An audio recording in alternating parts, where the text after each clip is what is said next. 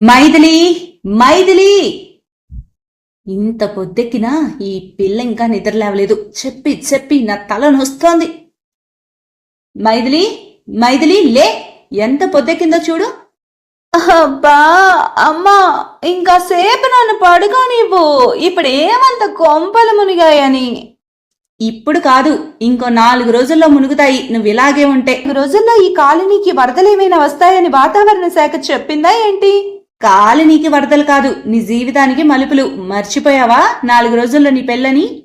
4 రోజుల తర్వాత జరగబోయే నా పెళ్లికి ఇప్పుడు నా నిద్రకి ఏమిటి మమ్మీ సంబంధం? రాగిని ఎంత చెబుతున్నా వినకుండా మైథిలి మళ్ళీ ముసుగుతని పడుకుంటుంది. అదంతా చూస్తున్న రాగినికి కంగారు ఇంకా ఎక్కువ అవుతుంది. రాగిని కంగారుకు కారణం మరో 4 రోజుల్లో మైథిలి పెళ్లి జరగబోతూ ఉండడం. రాగిని శేషయ్యల కూతురు మైథిలి. ఆమెకు ఒక తమ్ముడు కూడా ఉన్నాడు. అతని పేరు భార్గవ్. మైథిలి చిన్నప్పటి నుంచే మోడ్రన్ ఆలోచనలు కలిగిన అమ్మాయి. చదువులో కూడా ఎప్పుడూ ఫస్ట్ ఉండేది. అలా పై చదువులు చదువుతున్న తరుణంలోనే తన క్లాస్మేట్ అయిన రాఘవ్, ఆమె ఇద్దరు ప్రేమించుకున్నారు. దాంతో వారి ప్రేమ అలా కొనసాగుతూ ఇప్పుడు పెళ్లి వరకు వచ్చింది. పెళ్లి ముహూర్తం దగ్గర పడే కొద్దీ మైథిలి తల్లి కూతురు గురించి ఎక్కువగా కంగారు పడుతూ ఉంది. అందుకు కారణం మైథిలి ఆధునిక ఆలోచన భావాలు. ఆమె అత్తారింట్లో నిగ్గుకు రాగలదో లేదో అని రాగిని భయం. ఏమైంది రాగిని? ఎందుకలా దిగాలుగా ఉన్నావు? ఈ మధ్య నేను గమనిస్తూనే ఉన్నాను. ఏదో ఆందోళన పడుతున్నట్టుగా ఉన్నావు. పడక ఏం చేయనండి, చూసారా మీ ముద్దుల గారాల పట్టి 11 అవుతున్నా ఇంకా మంచం దిక్కుండా ముసుగేసుకుని అలాగే పడుకోనుంది. రేపు తన అత్తారింటికి వెళ్ళాక ఇలా సాగదు కదా. తను ఈ అలవాట్ల వల్ల ఎన్ని సమస్యలు వస్తాయో అని కంగారుగా ఉందండి. బాగానే ఉంది నీ కంగారు. అయినా అమ్మాయిని ఏమన్నా అండమాన్ జైలుకు పంపిస్తున్నావా ఏంటి? అత్తారింటికే కదా. చూడు రాగిని, మైథిలి చిన్న పిల్లిమి కాదు. తన ఆలోచనలు తప్పు కూడా కాదు. ఇలాంటి చిన్న చిన్న విషయాలను నువ్వు భూతద్దంలో చూస్తున్నావంతే. పరిస్థితులు అన్నీ అవే సర్దుతాయి. నువ్వు కాస్త స్థిమితంగా ఉండు. శేషయ్య అక్కడి నుంచి వెళ్లిపోయాడు. భర్త మాటలు రాగినికి అర్థమవుతున్నా ఎక్కడో ఇంకా రాగిని మనసు అతలాకుతలం అవుతూనే ఉంది. ఎందుకంటే రాగిని కూడా ఒకప్పుడు అత్తారింట్లో కోడలుగా అడుగుపెట్టే నేడు తల్లి స్థానానికి చేరుకుంది కాబట్టి. ఇలాంటి చిన్న చిన్న విషయాలే రేపు చిలికి చిలికి గాలివానగా మారతాయని ఆమెకి తెలుసు కాబట్టి. కాకపోతే ఆ భయాన్ని ఏ విధంగా బయటకు తెలియచేయాలో రాగినికి సరైన మార్గం తెలియక తనలో తానే దిగులు పడుతూ ఉంది. అలా చూస్తుండగానే 4 రోజులు త్వరగా గడిచిపోయాయి. మైథిలి రాఘవుల పెళ్లి జరిగిపోయింది. బంధువులు మిత్రులు అందరూ వారిని ఆశీర్వదించి వెళ్లారు. 3 రాత్రుల ముచ్చట కోసం మైథిలి రాఘవులు మైథిలి పుట్టింట్లోనే ఉన్నారు. మైథిలి, ఇప్పుడు నువ్వు చిన్న పిల్లవు కాదు. నీకు పెళ్ళయింది. ఈ 3 రోజులే నువ్వు నీ పుట్టింట్లో ఉండేది. ఆ తర్వాత శాశ్వతంగా అత్తారిల్లే నీదవుతుంది. చూడమ్మా, ఈరోజు మీ మొదటి రాత్రి. నీ భర్త మనసును నొప్పించకు. అతని ఏం చెప్పినా ఏం చేసినా నీకు నచ్చినా నచ్చకున్నా అతని మాట మాత్రం విను. భర్తకు మాత్రం ఎదురు చెప్పకు. అర్థమైందా? ఏంటమ్మా, ఏం మాట్లాడుతున్నావు? నచ్చకపోయినా ఏం మాట్లాడకుండా వింటూ నిల్చోడానికి నేనే ఫీలింగ్స్ లేని రోబో కాదు. నాకు నచ్చితే నచ్చిందంటాను, నచ్చలేదంటే నచ్చలేదని చెప్తాను. ఇదిగో ఈ మొండితనమే నువ్వు మానుకోవాలి మైథిలి. నువ్వు ఆడపిల్లవి, అతను మగాడు. ఆడపిల్ల సర్దుకుపోతూ కాపురం చేయడమే అనాదిగా మన సాంప్రదాయం, ఆచారం. అది ఆచారం కాదమ్మా, మన గ్రహచారం. ఎక్కడో బలవంతుడైన ఒక మగాడు ఓ గీత గీస్తే బలహీనురాలైన ఓ ఆడది అది పాటిస్తే అది సాంప్రదాయం అంటూ నడిపిస్తున్నారు. చూడమ్మా, ఈ ఆడ మగ అనేది కేవలం జెండర్ విషయంలో మాత్రం వేరంతే. మిగతా భావాలు, కష్టాలు, సుఖాలు అన్నీ అందరికీ సమానమే. సాక్షాత్తు ఆ మహాదేవుడైన పరమశివుడే తన భార్యకు అర్ధభాగమిచ్చి ఆలు మగలు సమానమని చాటాడు. ఆ పరమేశ్వరుడు చెప్పిన దానికంటే గొప్పవా? ఎవరో ముక్కుముఖం తెలియని వారు నిర్దేశించిన ఈ సాంప్రదాయాలు, ఆచారాలు? చూడమ్మా, నా దృష్టిలో తప్పు ఎవరు చేసినా తప్పే. దానికి ఆడ మగ అనే భేదం ఏమీ లేదు. నేను తప్పు చేయను, నా విషయంలో ఎవరైనా తప్పు చేస్తే సహించను. అలాగని నేనేమీ రాఘవ్ దగ్గర అహం చూపించను. ఒకవేళ అతను నా దగ్గర అహం ప్రదర్శిస్తే మాత్రం చూస్తూ ఊరుకోను. ఎవరికైనా, ముఖ్యంగా ఆడవారికి సహనం ఉండటాన్ని నేను కాదనను. కానీ ఒక మనిషికి, అందులోనూ ఒక ఆడపిల్లకి అంతకన్నా ముఖ్యమైనది ఆత్మాభిమానం. అది చంపుకొని ఎవరి దగ్గర తల వంచకూడదు. అయినా నువ్వు ఇవన్నీ ఆలోచిస్తూ టెన్షన్ అవ్వకమ్మా, నాకు ఫుల్ క్లారిటీ ఉంది. తాను చెప్పాల్సిందంతా చెప్పి మైథిలి అక్కడి నుంచి రాఘవ్ గదికి వెళ్ళింది. మైథిలి మాటలకు రాగిని షాక్తో నోరెళ్లబెట్టింది. ఇదంతా చూస్తున్న శేషయ్య వచ్చి రాగిణిని గట్టిగా తట్టి పిలిచాడు. అతని పిలుపుతో రాగిణి ఈ లోకంలోకైతే వచ్చింది కానీ ఇంకా ఏదో తెలియని షాక్లోనే ఉంది. ఏంటండి హోమ్ మినిస్టర్ గారు, మీ లెక్కలు నా కూతురు దగ్గర తప్పేయా? మీరలా నవ్వుతూనే ఉండండి. మీకేమైనా పడితే కదా అసలు. అయినా కాస్త కూడా కంగారు లేదు మీకు. అసలు మైథిలి ఏం మాట్లాడిందో విన్నారా?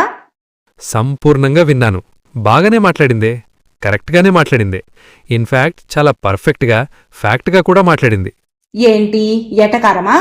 అలా తను తలతిక్కగా మాట్లాడితే ఆవేశమో ఆందోళన కాకుండా ఇలా ప్రయాసపడుతూ ప్రాసలు వదులుతున్నారా? ఆవేశం కాదు, ఆందోళన కాదు, ఆనందంగా ఉన్నాను. నా కూతురికి ఇంత ధర్మం తెలుసా అని ముచ్చటపడుతున్నాను. చూడు లగిని, మైథిలి మాటల్లో నీకు కావాల్సినది తీసుకున్నావు కాబట్టి కంగారుగా ఉన్నావు. నీ అభిప్రాయం, నా అభిప్రాయం, మైథిలి అభిప్రాయం పక్కన పెడితే మైథిలి మాటల్లో తప్పేమైనా ఉందా? తప్పుందా అంటే తప్పేమీ లేదు, కానీ అది తప్పే కదా. ఇదే అసలు సమస్య. ఒకరి స్వప్రయోజనాల కోసం, స్వార్థ ఆనందాల కోసం పెట్టిన 4 నియమాలకు ఆచారం పేరుతో విలువ ఇచ్చి అవి తప్పు అని ఒప్పుకునే ధైర్యం లేకపోవడం. నా కూతురికి ధైర్యముంది, అందుకే తప్పు ఒప్పులు చక్కగా చెప్పింది. శేషయ్య మాటలు, నవ్వులో అర్థం రాగిణికి సరిగా అర్థం కాలేదు. ఏంటి మైథిలి, ఏదో ఆలోచిస్తున్నావు? ఏం లేదు రాఘవ్, ఏదో వింతగా ఉంది. ఏంటి అంత వింత? ఏమో రాఘవ్, మా అమ్మ కారు, భయం, ఆమె మాటలు వింతగా ఉన్నాయి. నేను ఈ రోజు ఇలాంటివి మా అమ్మ నోటి వెంట వినలేదు. ఏదేదో చెబుతుంది, పెళ్ళయింది అది ఇది అని. పెళ్ళైతే ఆడపిల్లలకు అప్పటి వరకు ఉన్న ఇష్టాలు, అభిప్రాయాలు సడన్ గా మారిపోవాలా ఏంటి? మైథిలి, పెద్దవాళ్ళు ఏదో చెప్తూ ఉంటారు, అవన్నీ మైండ్లో పెట్టుకుని నువ్విలా అప్సెట్ అయ్యి మన సంతోషాన్ని అప్సెట్ చేయకు.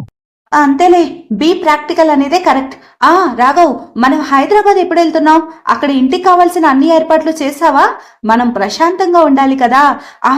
ఇంకా ఈ 3 రోజులు అయిపోయాక ఇటు నుంచి ఇటు హైదరాబాద్కి వెళ్ళిపోవడమే కదా. అంటే మైథిలి, ఆ తర్వాత మనం ఒకసారి మా అమ్మ దగ్గరికి వెళ్ళి అక్కడ ఓ 4 రోజులుండి వెళ్దాం. ఏంటి ఏమంటున్నావు రాఘవ్? నువ్వే కదా ఈ 3 రోజుల తర్వాత డైరెక్ట్ గా హైదరాబాద్ వెళ్ళిపోదామని చెప్పావు. అయినా మీ అమ్మకి నేనంటే అంతగా నచ్చదు. ఆమె చెప్పిన సంబంధం కూడా నువ్వు చేసుకోలేదనే కోపం ఉంది. పైగా నువ్వు నన్ను ప్రేమించి పెళ్లి చేసుకున్నావని ఇంకా కోపంగా ఉంది. ఏదో నీ మాట కాదనలేక బలవంతంగా మన పెళ్లికి ఒప్పుకుంది అంతే. అలాంటప్పుడు ఒకే చోట ఉంటే చాలా డిఫరెన్స్లు వస్తాయి. అది నాకు ముందే అర్థమైంది కనుకే నీకు పెళ్లికి ముందు నిశ్చితార్థం అప్పుడే చెప్పాను కదా. మీ అమ్మ వాళ్ళ ఇంటికి వచ్చి ఆమెతో ఉండే విషయాల్లో నన్ను ఇన్వాల్వ్ చేయొద్దని నువ్వు కూడా ఒప్పుకున్నావు కదా. అసలు నువ్వు అత్తారింట్లో అడుగు పెట్టాల్సిన అవసరం లేదని చెప్పావు కదా. మనం సపరేట్ గా ఉంటాము, హైదరాబాద్ లోనే ఉంటాము, ఎప్పుడన్నా వెళ్ళినా నేనే వెళ్ళి మా అమ్మని చూసుకొని వస్తానని ఇన్ని చెప్పావు కదా. మరి ఇప్పుడేంటి అక్కడికి వెళ్ళి హైదరాబాద్ అంటావు? నిజమే మైథిలి, అయినా నీకేం ప్రాబ్లం ఉండదు. మా అమ్మ చాలా మంచిది. అప్పుడు ఏదో ఆమె చెప్పిన సంబంధం చేసుకోను అన్నానని అలా కాస్త నిష్ఠురాలా ఆడిందంతే. నాకు నాన్న కూడా లేడు. ఇంట్లో నేనొక్కడనే కొడుకుని. పెళ్ళాం వచ్చేసరికి తల్లిని వదిలేశాడని చూసే నలుగురు చెడుగా అనుకోకూడదు కదా. పైగా నలుగురిలో నిన్నే నానా రకాలుగా అనుకుంటారు. కోడలు వచ్చి రాగానే తల్లి కొడుకులను విడదీసిందని. అవేమీ లేకుండా ఓ 4 రోజులు అలా ఉండి వెళ్ళిపోతే అంతా సరవుతుంది. ఆ నలుగురు ఈ నలుగురు కాదు. నలుగురికి నచ్చినట్టు వ్యక్తిగత జీవితం బతకాలంటే నువ్వేది బతకలేవు. వాళ్ళేమనుకుంటున్నారు, వీళ్ళేమనుకుంటున్నారు అని కాదు. నువ్వేమనుకుంటున్నావో స్పష్టంగా చెప్పు. నీ అభిప్రాయం నాకు, నా అభిప్రాయం నీకు ముఖ్యం అంతే. ప్లీజ్ మైథిలి, ఒక 4 రోజులు అంతే. అమ్మ కూడా ఒంటరిదే కదా. ఆమె సంతోషం కోసం ఈ మాత్రం చేయలేమా? నీకక్కడ ఏ సమస్య రాకుండా నేను చూసుకుంటాను, సరేనా? ప్లీజ్. సరే రాఘవ్, నీకోసం ఒప్పుకుంటున్నాను. అయినా నాకు మీ అమ్మపై ఏం కోపం లేదు. కాకపోతే ఆమె మాట తీరు అవి నన్ను కొంచెం ఇబ్బంది పెడుతూ ఉంటాయి. ఆ ఇబ్బంది రిపీట్ అయితే మాత్రం నేను సహించలేను, ముందే చెప్తున్నాను. అరే, అదేముండదు, నేనున్నానుగా. ఒక్క 4 రోజులే మీ అత్తారింట్లో ఉండేది. ఆ తర్వాత చలో హైదరాబాద్. పెళ్లికి ముందు మైథిలికి ఏవేవో చెప్పిన రాఘవ్ పెళ్లి తర్వాత మాట మార్చాడు. ఏది ఏమైనా అత్తారింటికి ఆమెను తీసుకెళ్లేందుకు చాలా చాకచక్యంగా ఒప్పించాడు. ప్రాక్టికల్ గా ఉండే మైథిలి పరిస్థితులను బట్టి ప్రవర్తించే రాఘవల తొలిరేయి ఈ రోజు ఇలా గడిచిపోయింది. మరుసటి రోజు ఉదయం రాగిణి ఎప్పట్లాగాని ఇంటి పనులు, వంట పనులు చేస్తూ మైథిలి గురించి ఒకటే ఆలోచనలో కంగారుగా ఉంది. ఈ పిల్ల ఇంకా నిద్ర లేవలేదు. పొద్దున్నే 10 అవుతుంది. ఇప్పుడు తనకి పెళ్ళయింది. ఈ 2 రోజుల్లో తనను ఎలాగైనా మార్చాలి. కానీ మైథిలి నా మాట వింటుందా? అలా సుదీర్ఘ ఆలోచనలో ఉన్న రాగిణి దగ్గరికి మైథిలి వస్తుంది. మైథిలి పిలుపుతో ఉలిక్కిపడి ఒక్కసారిగా ఈ లోకంలోకి వచ్చింది రాగిణి.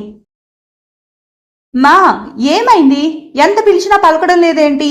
అక్కడి నుంచి అరుస్తూ పిలుస్తూనే ఉన్నా తెలుసా? అలా ఇప్పుడు అరవకూడదు మైథిలి. చూడు, నీకిప్పుడు పెళ్ళయింది. ఇలాగే రేపు అత్తారింట్లో అరిస్తే నిన్ను గయ్యాలంటారు, నాన్న నిందలు వేస్తారు. ఇది మరీ బాగుంది. ఏదో దూరంగా ఉన్న ఒక మనిషిని ఇంకో మనిషి పిలవడం కూడా అరవడం గయ్యాలితనమా? ఏ శాస్త్రంలో ఉంది ఇది? అత్తింటి శాస్త్రంలో ఉంది. అత్తారింట్లో అంతే ఉంటుంది మైథిలి. నువ్వు మాట్లాడేది మంత్రమైనా సరే, అది చెప్పేప్పుడు నీ గొంతు పెద్దగా వినిపిస్తే అది కాస్త మా ముందు గొంతు పెద్దది చేసి మాట్లాడుతుందనే అహం వారిని అలిమి అది కాస్త నీకు సమస్యగా మారుతుందమ్మా. ఇది మరీ బాగుంది. అయినా అలా ఆలోచించే వాళ్ళ తప్పు. వాళ్ళు తప్పుగా ఆలోచిస్తున్నారని వాళ్ళని అలా ఆలోచించడం మానుకోమని చెప్పడం మానేసి కోడలు గొంతు నొక్కేసుకోవాలని చెప్పడం ఎంతవరకు కరెక్ట్? కరెక్ట్ కాదు, కానీ అత్తారింట్లో అదే కరెక్ట్. కోడలి గొంతు ఎంత మోగబోతే అంత మంచిదమ్మా అక్కడ. ఎంతవరకు కరెక్ట్? Non sense. దేవుడు మనుషులకు ఇచ్చిన అద్భుతమైన వరం మాట. అది ఎప్పుడు ఎక్కడ ఎలా వాడాలో అలా వాడాలి. అంతేకాని దాన్ని బలవంతంగా ఎవరి మెప్పు కోసమో నొక్కి పడేయడం తప్పు. ఏవేవో చెప్పిన మైండ్ తినకమ్మా. ఇదిగో ఇలా మొండిగా వాదించుకు. అయినా చిన్నప్పటి నుంచి బాగా చదువుతూ తెలివైన దానివిగా పేరు తెచ్చుకుంటుంటే సంతోషించాను, కానీ ఆ తెలివంతా ఇప్పుడు నా మీద ప్రయోగించుకో. కానమ్మా, అదంతా వదిలే. ఒక కప్పు కాఫీ కావాలట రాఘవ్కి. కాఫీ కోసమని నా మంచి నిద్రను చెడగొట్టాడు. నన్ను నిద్రలేపి మరీ కాఫీ కోసం పంపాడు. మన ఇల్లు అతనికి కొత్త కదా అమ్మా, అందుకే అతను వచ్చి అడగటానికి మొహమాట పడుతున్నాడు. ఇప్పుడు నువ్వు ఒక మంచి కాఫీ పెట్టిస్తే నేను పట్టుకెళ్ళి రాఘవ్కి ఇచ్చేస్తా. ఆహా, ఇప్పుడే పెట్టిస్తా. అయినా పాపం అల్లుడు ఎంత ఇబ్బంది పడ్డాడో ఏంటో. ఇప్పటి వరకు కాఫీ అది అందక. తొలి రేజ్ అంట కదా అని నేను ఇబ్బంది పెట్టకూడదని మీ గది తలుపది తట్టలేదు. అందుకే పెళ్ళైన ఆడపిల్ల పొద్దున్నే లేచి అందరికి ఏం కావాలో చూసుకోవాలి అనేది. నేను తల్లిని కాబట్టి నేనేం తప్పు పట్టను. కానీ ఇదే అత్త అయితే ఈ పాటికి నాన్న మాటలు అనేది. అందుకే అత్తారింట్లో పొద్దున్నే 6 గంటల లోపే నిద్ర లేవాలి. అర్థమైందా? అమ్మా, మళ్ళీ మొదలు పెట్టావా? ప్రశాంతంగా నిద్రపోవడానికి కూడా వీలు కాని బతుకు చేయకు తల్లి నా బతుకుని. అయినా మన అలసరకు తగ్గ నిద్రపోవడం అవసరం. అయినా ఒకవేళ నువ్వన్నట్టు పొద్దున్నే కొంపల మునిగి అంత పనులుంటే వాటి కోసం అలారం పెట్టుకొని మరీ లేవాలనే విజ్ఞత నాకుంది. అంతేకాని అత్త ఫీల్ అవుతుందని, పక్కింటి దొత్త ఫీల్ అవుతుందని సోది నాకు చెప్పకు. అబ్బా మైథిలి, అది కాదే. అత్తారింట్లో ఆడపిల్ల అణిగి మణిగి జాగ్రత్తగా ఉండాలి. ఇంకా నీ అదృష్టం, అబ్బాయికి ఆడపడుచులు లేరు, అన్నదమ్ములు లేరు. వాళ్ళు కూడా ఉంటేనా పోటా పోటీలతో ఇంకా ఇబ్బందిగా ఉండేదే నీకు ఆ అత్తారింటి వాతావరణం. పాపం పక్కింటి సంధ్య పడే పాటలు నువ్వు చూడడం లేదా? ఆడపడుచులతో తోటి కోడలతో పోటీలు పెట్టుకోవడానికి, గెలుపు ఓటములు పొందడానికి ఇదేమైనా గుర్రం పందాలాట? అమ్మా, ఇది జీవితం. అయినా నిజమే నువ్వన్నట్టు నాకు వాళ్ళెవ్వరూ లేరు, కానీ ఉన్న వాళ్ళు అలా పోటీ పడి బతుకుతూ ఉంటే మాత్రం అది కరెక్ట్ కాదు. ఉన్నది ఒక్కటే జీవితం. ఉండే 4 రోజులు నలుగురిని కలుపుకుంటూ నవ్వుతూ తుల్లుతూ నచ్చినట్టు బతకాలి. అంతేకాని ఇదిగో ఇలా పోటీలు పడి అలా డైలమాలో పడి ఓవర్ యాక్షన్ చేసే కోడల వల్లే అత్తలు బ్రిటిష్ వాళ్ళ డివైడ్ అండ్ రూల్ పాలసీ ఆదర్శంగా తీసుకొని కోడలపై అవన్నీ అప్లై చేస్తూ వారికి నచ్చినట్లుగా ఆడుతున్నారు. అలా చేసే అత్తలు వాళ్లకు నచ్చని కోడలను హింసిస్తూ కొడుకు కోడల మధ్య చిచ్చులు పెడుతూ ఆనందిస్తున్నారు. నిజానికి ఇలాంటి వాళ్ళ విషయాల్లో అతి పెద్ద మూర్ఖురాలు ఎవరంటే అత్త అనే క్యారెక్టర్నే. అలాంటి అత్తలు తాము కూర్చున్న కొమ్మను తామే నరుక్కునే పిచ్చి వాళ్ళు, మూర్ఖులు. అలాంటి అత్తలు అసలు కోడలను ఏడిపిస్తున్నామని ఫీల్ అవుతూ ఇండైరెక్ట్ గా కొడుకు జీవితాన్ని నాశనం చేస్తున్నారు. ఆ విషయం వాళ్ళకి అర్థం కావడం లేదు. చాలే తల్లి, చాలు. నీతో వాదించే ఓపిక నాకిక లేదు. గాని ఇదిగో కాఫీ, వెళ్ళి మీ ఆయనకిచ్చుకో. అయ్యో poor mummy. Anyway, thanks for coffee. Maithili coffee తీసుకొని రాఘవ్ దగ్గరకు వెళ్ళింది. మైథిలి చెప్పిందంతా నిజమే. ఆమె ప్రతి మాటల్లో అక్షర సత్యం ఉంది. అది మైథిలి తల్లి రాగినికి కూడా తెలుసు. అందుకే మైథిలిని గట్టిగా తప్పు అని మందలించలేకపోయింది. కానీ రాగినికి ఇంకా బాగా తెలుసు ఇవన్నీ నిజాలే అయినా ఏ అత్తారిల్లు అవి నిజాలని తెలుసుకోదు అని. ఒకవేళ తెలుసుకున్నా ఏ కోడల్ని అలా అంగీకరించడానికి అత్తారిల్లు ఒప్పుకోదని. ఎందుకంటే ఇది తరతరాలుగా సాగుతున్న కథ. ఆ అనుభవం మైథిలికి లేదు కాబట్టి ఆమెకేం టెన్షన్ లేదు. కానీ జీవితమంతా అనుభవించిన రాగిణికి మాత్రం అత్తారింట్లో తన కూతురు భవిష్యత్తు గురించి గట్టి ఆందోళనే ఉంది. అందుకే మైథిలిని అణిగి మణిగి ఉండమని, తప్పు లేకుండా నోరెత్తకుండా మౌనంగా ఉండమని, అప్పుడే అత్తారింట్లో తాను నిగ్గుకు రాగలదని చెప్పే నానా ప్రయత్నాలు చేస్తుంది. కానీ మైథిలి మాత్రం లౌక్యం కన్నా నిజాయితీని ఎక్కువగా నమ్ముకుంది. రాగిణి కొత్త అల్లుడి కోసం రకరకాల విందు భోజనాలు ఏర్పాటు చేసింది. అప్పుడే శేషయ్య అక్కడికొచ్చాడు. ఆహా! ఏంటో ఈ డైనింగ్ టేబుల్ అంతా ఘుమఘుమలాడిపోతోంది. చాలా వంటకాలు చేసినట్టున్నావే. ఎంతైనా అల్లుడంటే ఇచ్చే గౌరవం ఇంట్లో మరెవ్వరికి ఇవ్వరు మీ ఆడవాళ్ళు. చాలే ఊరుకోండి. అల్లుణ్ణి బాగా చూసుకుంటేనే కదా మన పిల్లని అతను బాగా చూసుకుంటాడు. అదే ప్రతి తల్లి స్వార్థమండి. నేను అంతేనండి. హోహో! ఇందులో ఇంత అంతరార్థం ఉందన్నమాట. అమ్మా, ఇల్లంతా నీ వంటలతో గుమగుమలాడిపోతుంది. వాసనకి నోరు ఊరిపోతుంది. త్వరగా వడ్డించు, ఓ పట్టు పట్టేస్తా.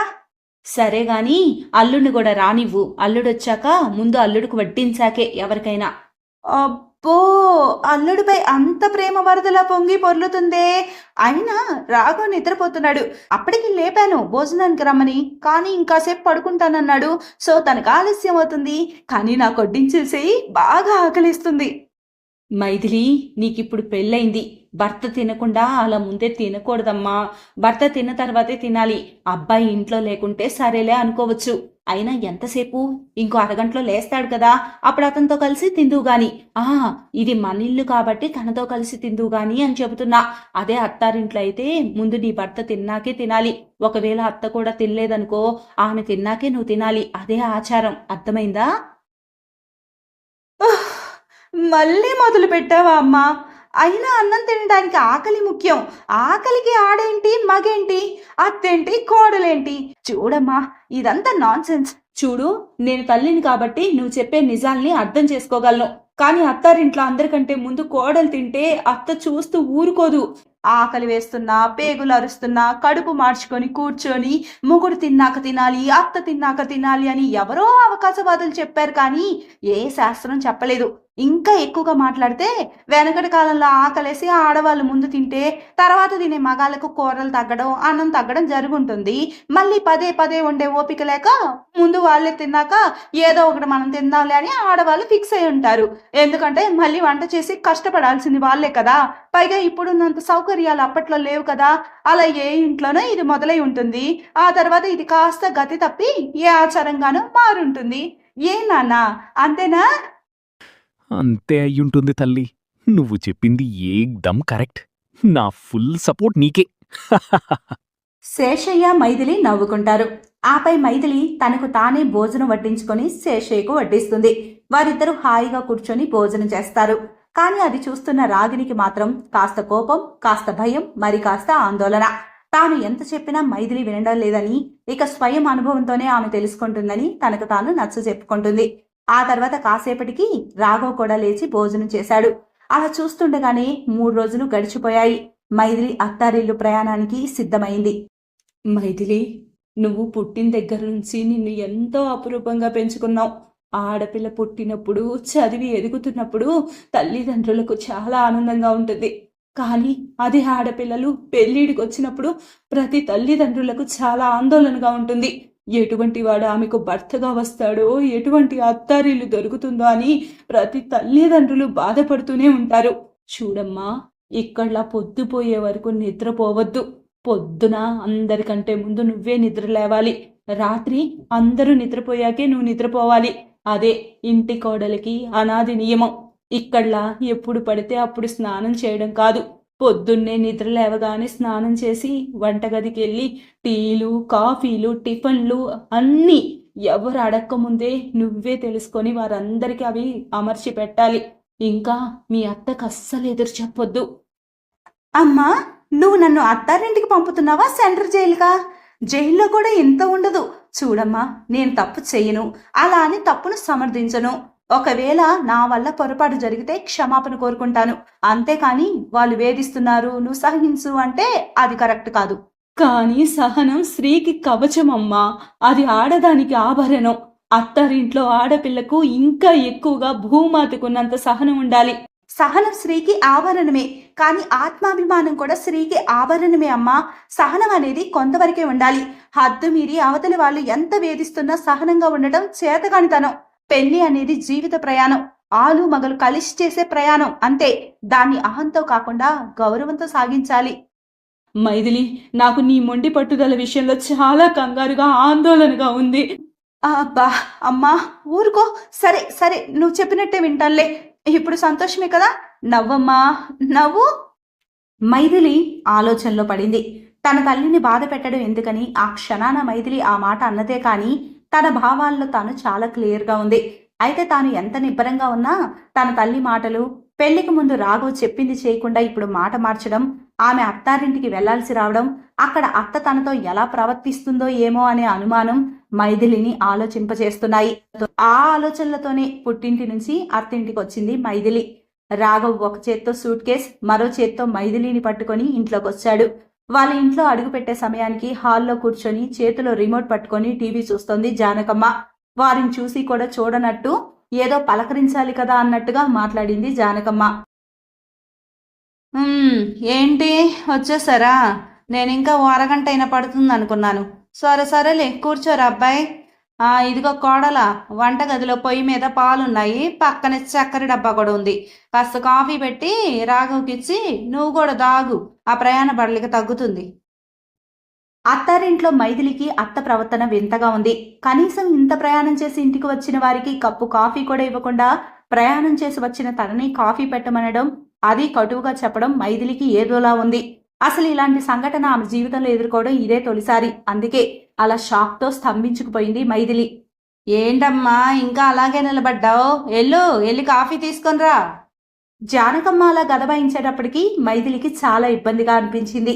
అయినా సరే తల్లి మాటలు గుర్తొచ్చి మౌనంగా వంటగదిలోకి వెళ్ళి 2 కప్పుల కాఫీ చేసుకొని వచ్చి ఒక కప్పు రాఘవ్కిచ్చి మరో కప్పు తాను తీసుకొని కాఫీ తాగుతూ ఉండగా జానకమ్మ గుర్రుగా మైథిలిని చూస్తూ, మీ ఇంట్లో నీకు పద్ధతులు సరిగా నేర్పలేదనుకుంటాను.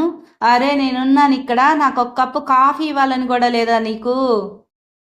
అరే మీరే కదా అత్తయ్య 2 కప్పులు పెట్టుకొని ఒకటి రాఘవ్కిచ్చి ఇంకోటి నన్ను తాగమన్నారు. మీకు కలపమని చెప్పలేదు కదా? అవునమ్మా, నాదే తప్పులే. నీ పెళ్ళాం రాగానే నా తప్పులు బాగానే ఎత్తి చూపుతుందిరా. సరేలే, నీ పెళ్ళానికి నీ గది చూపించు, బట్టలు అవి సర్దుకుంటుంది. నేనెళ్ళి కాస్త కాఫీ నీళ్ళు పెట్టుకుంటాను, తలనొప్పిగా ఉంది.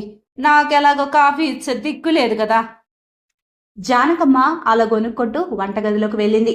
ఉప్పొంగి వస్తున్న ఆవేశాన్ని మైథిలి తన చేతి గుప్పెట్లో బంధిస్తుంది. రాఘవ్ మైథిలిని తన గదిలోకి తీసుకెళ్లి ఆమె గదంతా చూపించాడు. రాఘవ్, మీ అమ్మ మాటలు నాకు చాలా ఇబ్బందిగా ఉన్నాయి. ఆవిడంతా మాట్లాడుతూ ఉన్నా కూడా నువ్వు ఒక్క మాట కూడా మాట్లాడవేంటి? మైథిలి, వాళ్ళు పెద్దవాళ్ళు, కాస్త పాతకాలం మనుషులు. ఇలాంటి చిన్న చిన్న వాటికి మనం సర్దుకుపోవాలి. అలా సర్దుకుపోవటంలో తప్పేముంది? అయినా 4 రోజులే కదా మనం ఇక్కడ ఉండేది. కాస్త సర్దుకుని చూసి చూడనట్టు ఉంటే ఏ గొడవ ఉండదు కదా. కానీ అస్తమానం మీ అమ్మ ఇలా అంటూ ఉంటుంటే నాకు మాత్రం ఎలా ఉంటుందో చెప్పు రాఘవ్. అసలు వచ్చిన క్షణంలోనే మీ అమ్మ ఇలా ప్రవర్తిస్తే ఇక ముందు ముందు ఎలా ఉంటుందో ఏంటో. అయ్యో మైథిలి, నువ్వు మరీ ఎక్కువగా ఆలోచిస్తున్నావు. మా అమ్మ మాట కటువే కాని మనసు మంచిదే. నీకిక్కడ సమస్య ఏం రాదు. నేనున్నాను కదా అంత చూసుకోటానికి. అవన్నీ మర్చిపోయి హ్యాపీగా ఉండు నా కోసం. Please Maithili, please. రాని నవ్వును పెదాలపైకి బలవంతంగా తెచ్చుకొని నవ్వింది మైథిలి. ఇప్పుడు ఆమె తల్లి మాటల్లోని అంతరార్థం, ఆమె తల్లి ఆందోళన కొంచెం కొంచెంగా మైథిలికి అర్థమవుతున్నాయి. మైథిలి, జాగ్రత్తగా ఇంటికి చేరుకున్నారా? ప్రయాణంలో ఇబ్బంది ఏం కలగలేదు కదా? అక్కడంతా బాగానే ఉంది కదా? ఇబ్బంది ఏం లేదమ్మా, జాగ్రత్తగానే ఇంటికి వచ్చాం. ఇక్కడ తల్లి అడిగిన ఈ ప్రశ్నకు ఏం సమాధానం చెప్పాలో మైథిలికి అర్థం కాలేదు. అబద్ధం చెప్పలేదు, అలాగని నిజం చెప్పాలన్నా మళ్ళీ తన తల్లి బాధపడుతుందో లేదా ఈ పాయింట్ మీద మళ్ళీ ఏదైనా లెక్చర్ ఇస్తుందో అని అర్థం కాక ఇప్పుడేం చెప్పాలా అన్నట్టు మౌనంగా ఉండిపోయింది Maithili. Maithili, Maithili, hello hello, Maithili, hello. Hello అమ్మా, మాట్లాడేవేంటి? ఏమైంది? అబ్బే! ఏం లేదమ్మా. ఇక్కడేదో సిగ్నల్ ఇష్యూ ఉన్నట్టుంది అంతే. ఆ! ఇక్కడంతా బాగానే ఉంది. నువ్వేం కంగారు పడకు. మేం సేఫ్‌గానే రీచ్ అయ్యామని చెబుదామనే కాల్ చేశాను అంతే. సరే నేనెళ్ళి ఫ్రెష్ అవ్వాలి. మళ్ళీ కాల్ చేస్తానమ్మా. బాయ్. సరే జాగ్రత్తమ్మా. ఫోన్ కట్ చేసి మైథిలి వెళ్ళి స్నానం చేసి ఫ్రెష్ అయ్యి వచ్చింది. ప్రయాణ బడలిక వల్ల అలసిపోయిన మైథిలికి తనకు తెలియకుండానే గాఢ నిద్ర పట్టింది. చూస్తుండగానే సమయం రాత్రి 8 అయింది. బయట శబ్దాలకు మైథిలికి మెలకువ వచ్చి లేచి కూర్చుంది. అరే! రాత్రి అయిపోయినట్టుందే. టైం ఎంతయిందో ఏంటో. అమ్మో! టైం రాత్రి 8 అయింది. ఏదో కాసేపు పడుకుందాం అనుకుంటే తెలియకుండానే అలసటతో బాగా నిద్రపోయినట్టున్నానే. బయట ఆ శబ్దాలేంటి? అసలు రాఘవ్ ఎక్కడున్నాడు? మైథిలి లేచి రాఘవ్‌ను వెతుక్కుంటూ హాల్లోకొచ్చింది. హాల్‌లో రాఘవ్, జానకమ్మ భోజనం చేస్తున్నారు. జానకమ్మ మాత్రం భోజనం చేస్తూ గట్టిగా ఏదో గొణుగుతూ తింటుంది. రాత్రయింది. మధ్యాహ్నం ఎప్పుడో పడుకుంది. ఇంకా లేవలేదురా నీ పెళ్ళాం. అరే! ప్రయాణ బడలికుంటే ఏదో ఒక గంట, 2 గంటలు రెస్ట్ తీసుకొని లేచొచ్చి ఇంటి పని, వంట పని చేసుకోనక్కర్లేదా? అసలు ఆడదేనారా అది? జానకమ్మ అలా అనేసరికి మైథిలికి పట్టరాని కోపం వచ్చింది. చాలా ఆవేశంగా ఒక్క అడుగు ముందుకు వేయబోయేసరికి తన తల్లి మాటలు గుర్తొచ్చి తనను తాను ఆపుకొని నిగ్రహించుకుంది. మైథిలిని చూసిన జానకమ్మ అయిష్టంగానే మైథిలిని భోజనానికి పిలిచింది. వచ్చావా అమ్మా? తీరిందా బడలిక? దా వచ్చి తిందువు గాని. జానకమ్మ పేరుకేదో పిలిచింది కానీ ఆమె మాటల్లో వ్యంగ్యం, ముఖంలో అసంతృప్తి స్పష్టంగా మైథిలికి అర్థమవుతున్నాయి. అవి బాకుల్లా మైథిలిని గుచ్చుతున్నా రాఘవ్ మాటలకు గౌరవం ఇస్తూ మైథిలి మౌనంగా వెళ్ళి డైనింగ్ టేబుల్పై భోజనానికి కూర్చుంది. ఏమ్మా నీకు వడ్డించుకోవడం రాదా? నేనే వడ్డించాలా ఏంటి? అలా చూస్తూ ఉండకపోతే కంచంలో అన్నం పెట్టుకోవచ్చు కదా. ఏ మీ అమ్మ నీకు అన్నం పెట్టుకు తినడం కూడా నేర్పలేదా ఏంటి? ఈసారి మైథిలికొచ్చిన కోపం ఆమె కళ్ళల్లో స్పష్టంగా కనిపిస్తుంది. అప్పటి వరకు తనను తాను నిగ్రహించుకున్న మైథిలి ఆవేశం కట్టలు తెంచుకుంది. అది గమనించిన రాఘవ్ వెంటనే తెలివిగా టాపిక్ను డైవర్ట్ చేసే ప్రయత్నం చేశాడు. తనకిక్కడ కొత్త కదమ్మా. మైథిలికి సిగ్గు ఎక్కువ. తినడానికి కూడా మొహమాట పడుతుంది. మైథిలి, ఇది నీ ఇల్లే. నీ ఇంట్లో నువ్వు తినడానికి మొహమాటమేంటి? అన్నం పెట్టుకో. మైథిలి రాఘవ్ వైపు కోపంగా చూసింది. రాఘవ్ సర్దుకుపోమన్నట్టుగా మైథిలికి సైగ చేశాడు. రాఘవ్పై ప్రేమతో తనలో బద్దలవ్వబోతున్న ఆవేశాన్ని అదుపులోకి తెచ్చుకొని ఉదాసీనంగానే అన్నం వడ్డించుకొని భోజనం చేసింది మైథిలి. అందరి భోజనాలు అయిపోయాయి. మైథిలి కూడా భోజనం చేసి సింకులో పళ్ళెం పెట్టి చేయి కడుక్కొని తిరిగి తన గదిలోకి వెళ్తూ ఉండగా, ఇదిగో అమ్మాయి, ఆ సింక్లో గిన్నెలన్నీ కడుగు. అర్ధరాత్రి ఎంగిలి గిన్నెలు అలాగే ఉంటే లక్ష్మీదేవికి కోపం వచ్చి ఇంట్లోకి రాదు. దరిద్రం. అవన్నీ కడిగి ఆ తర్వాత స్టవ్ అది తుడిచి ఆ తర్వాతనే వెళ్ళి పడుకో. మైథిలికి జానకమ్మ మాటలు కోపం తెప్పిస్తున్నా సైలెంట్గా వెళ్ళి గిన్నెలు తోమడం మొదలుపెట్టింది. కోడల్ని ఇబ్బంది పెట్టడమే ధ్యేయంగా పెట్టుకున్న జానకమ్మ మళ్ళీ మైథిలిపై నోరు పారేసుకుంది. అయ్యో అయ్యో అయ్యో, బుర్ర నీకు సరిగా పనిచేయదా ఏంటి? అంట్లు సింకులో కడుగుతున్నావు. ఆ సింక్ ఉంది చేతులు కడుక్కోవడానికి అంతే. గిన్నెలు వెనక సందులో వేసి కొలాయి దగ్గర తోము. మళ్ళీ సింకులో ఏవేవో అన్నం మెతుకులు పడి సింకు బ్లాక్ అయితే వెళ్ళి అంట్లు బయట సందులో వేసి కడుగు. జానకమ్మ మాటలకు మైథిలి మెదడు బద్దలవుతుంది. అసలు జానకమ్మ ఏం మాట్లాడుతుంది? అది ఆమె తెలియనితనమా లేక కావాలని చేసే గృహహింసనా? కొత్తగా అత్తారింట్లో అడుగుపెట్టిన మైథిలికి జానకమ్మ మాట తీరు, ఆమె మనస్తత్వం చాలా ఇబ్బందిగా ఉంది. ఎంత పాజిటివ్గా ఆలోచించాలనుకున్నా మైథిలి బుర్రకు ఏమీ అర్థం కావడం లేదు.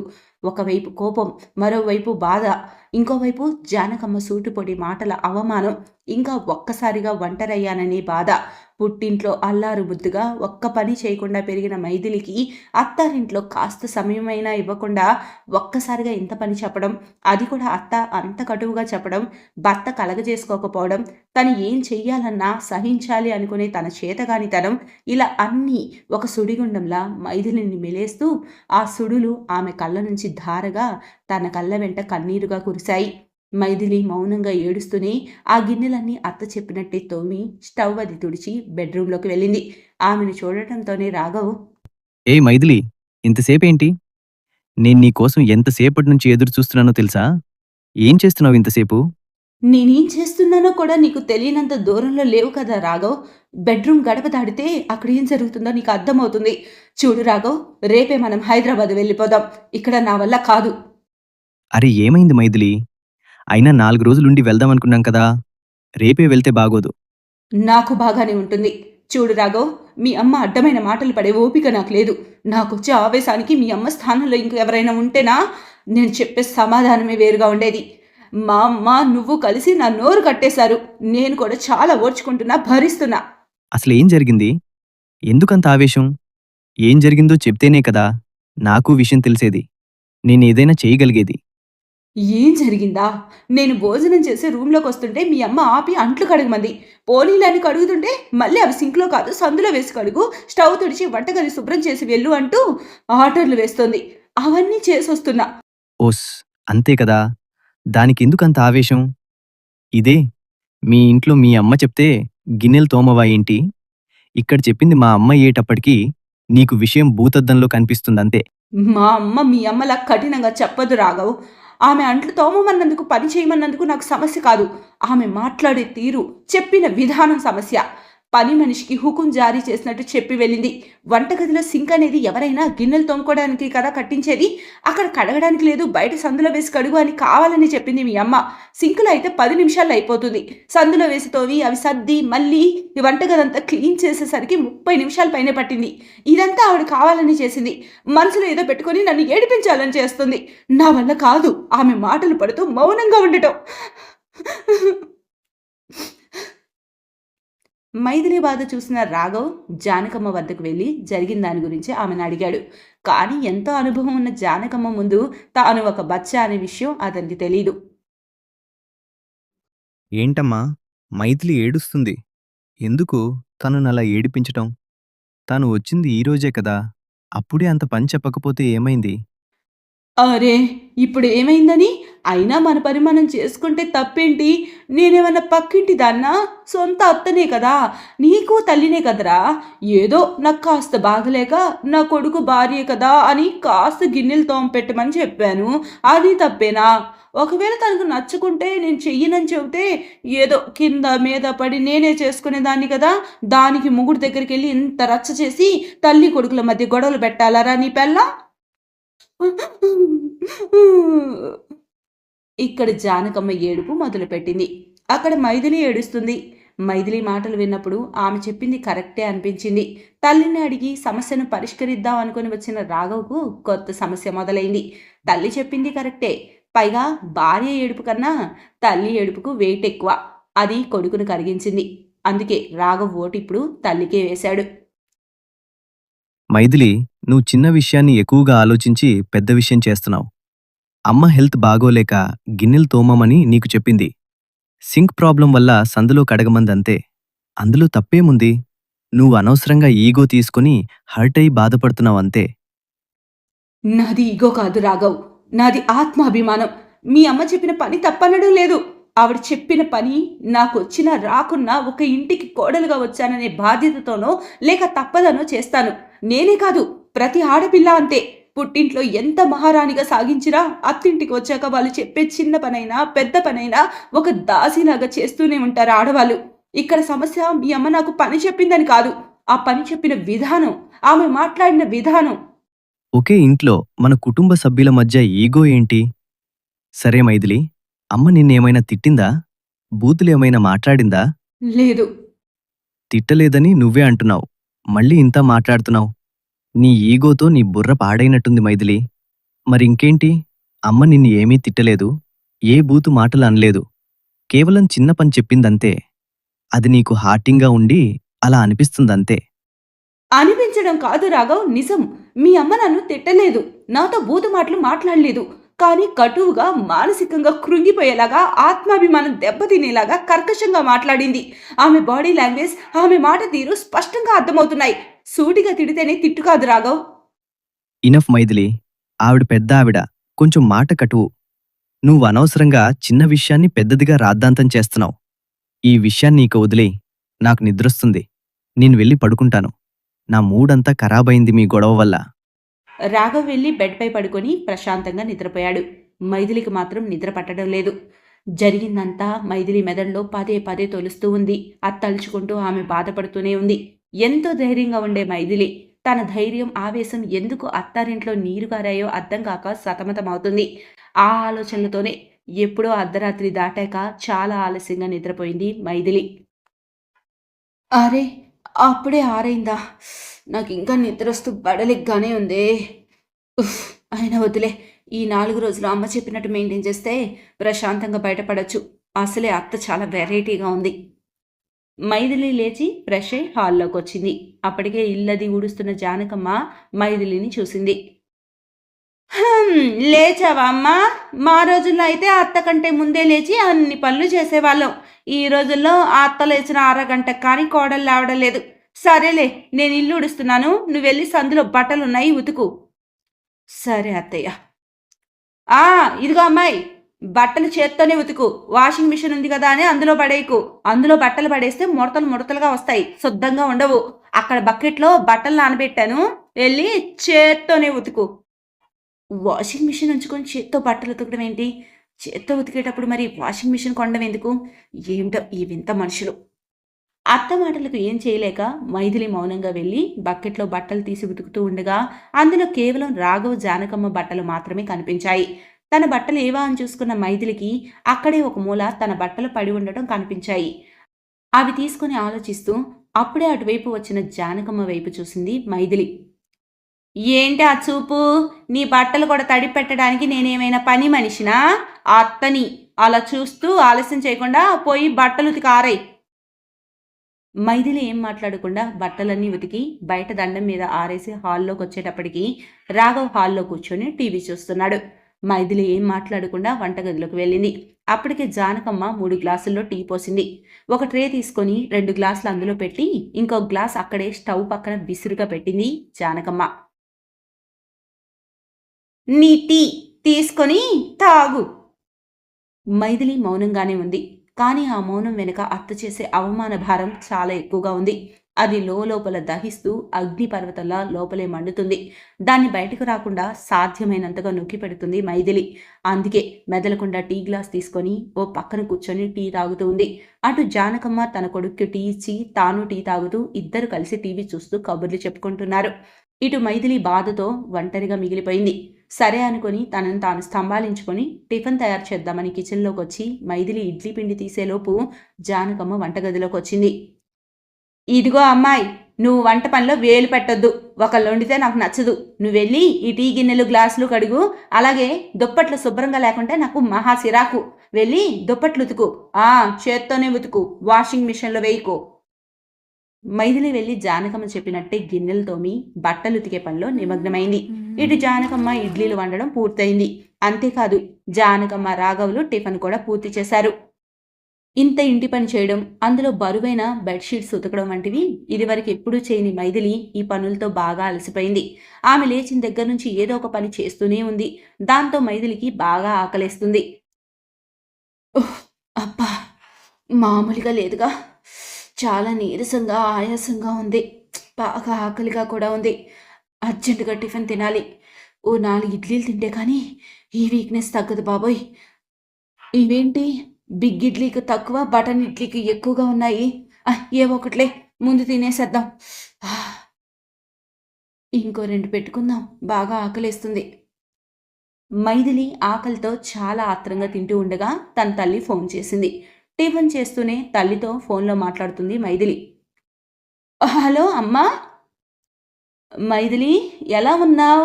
ఏం చేస్తున్నావు? టిఫిన్ తిన్నావా లేదా? తింటున్నా అమ్మా. నువ్వు తిన్నావా? ఎప్పుడో తిన్నాను. నీకేంటి టిఫిన్ తినడానికి ఇంత ఆలస్యమైంది? టైం 10:30 అవుతుంది. ఆలస్యంగా నిద్రలేచావా ఏంటి? ఇక్కడ జరుగుతుంది ఒకటి, మైథిలి తల్లి అనుకుంటుంది మరొకటి. ఏం చెప్పాలో మైథిలికి అర్థం కాలేదు. ఇంతలో జానకమ్మ అక్కడికొచ్చింది. ఏమ్మా, మీ అమ్మ ఫోన్లో? అవునత్తయ్య. ఏది ఇలా ఇవ్వు. రాగిని, ఏంటమ్మా నీ కూతురు ఎలా ఉందో ఏంటో తెలుసుకుందామని తెల్లారకు ముందే ఫోన్ చేసావా ఏంటి? అయ్యో, అదేం లేదు వదినా. టైం 10:30 అయింది కదా అని, అసలే కొత్త చోటు కదా, మైథిలి ఏం చేస్తుందా అని చేశానంతే. అయ్యో, తనేం చేస్తుంది? ఏ పని చేస్తుంది. నువ్వేం కంగారు పడుకొద్దునా, మీ అమ్మాయి ఇక్కడ బాగానే ఉంది, బాగానే తింటుంది. సరే ఇదిగో మీ కూతురుతో మాట్లాడుకోండి, నేను మోటార్ వేసి వచ్చాను, వెళ్ళి ఆపాలి. ఇదిగో అమ్మా మైథిలి, మీ అమ్మతో మాట్లాడుకో. అమ్మా చెప్పు. నువ్వుండేది అక్కడ 4 రోజులే, ఎలాగో ఒక రోజు గడిచిపోయింది, ఇంకుండేది 3 రోజులు. ఈ 3 రోజులు కాస్త తగ్గుండు. నువ్వుంది అత్తారింట్లో, అర్థమైందా? మైథిలి మనసుకు ఇప్పుడు లోతైన గాయమైంది. ఫోన్ కట్ చేసి తింటున్న ప్లేట్లో మిగిలి ఉన్న కొంచెం ఇడ్లీని డస్ట్బిన్లో పడేసింది. తన బాధ బయట పెట్టడానికి కన్నీళ్లు కూడా తనకు రావడం లేదు. మైథిలి తన గదిలోకి వెళ్ళి కూర్చొని మౌనంగా బాధపడుతూ దీర్ఘాలోచనలో ఉంది. చూస్తూనే సమయం మధ్యాహ్నం 3 దాటింది. అలవాటు లేని పనికి అలసిపోయిన మైథిలి భోజనానికి వెళ్ళింది. రాఘవ్ కోసం చూడగా రాఘవ్ ఇంట్లో ఎక్కడా కనపడలేదు. మైథిలి వెళ్ళి భోజనం వడ్డించుకొని మొదటి ముద్ద తినబోతూ ఉండగా, ఆగాగాగు, ఏమ్మా బుద్ధుందా నీకు అసలు? అవ్వా, భర్త తినకుండానే తింటావా? ముందు 3 తిన్నాక ఆ తర్వాత ఆడది తినాలి, అది కూడా తెలీదా? ఏం ఆడదానివే నువ్వు? మీ అమ్మ నీకేం నేర్పలేదా? నీ మొగుడు వచ్చాక వాడికి పెట్టి వాడు తిన్నాక నువ్వు తిను. 3 దాటింది అత్తయ్య టైము.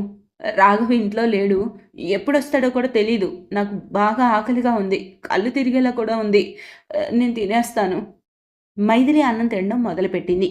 అది చూస్తున్న జానకమ్మ కోపంతో విసురుగా అక్కడి నుంచి గొనుక్కుంటూ వెళ్ళి కూర్చుంది. అవన్నీ వినిపిస్తున్నా కళ్ళు తిరుగుతూ ఉండటంతో మైథిలి కన్నీళ్లతోనే అన్నం ముద్దను కలుపుకొని తినింది. ఆ తర్వాత మైథిలి తన బెడ్రూంలోకి వెళ్ళి అలసటతో నిద్రపోయింది. బయటకు వెళ్ళిన రాఘవ్ కాసేపటికి తిరిగి వచ్చాడు. ఏంటమ్మా అలా కూర్చున్నావు? ఏదో దిగాలుగా ఉన్నావు. ఇంతకీ భోజనం చేశావా? నేను తింటే ఏంటి, తినకుంటే ఏంట్రా?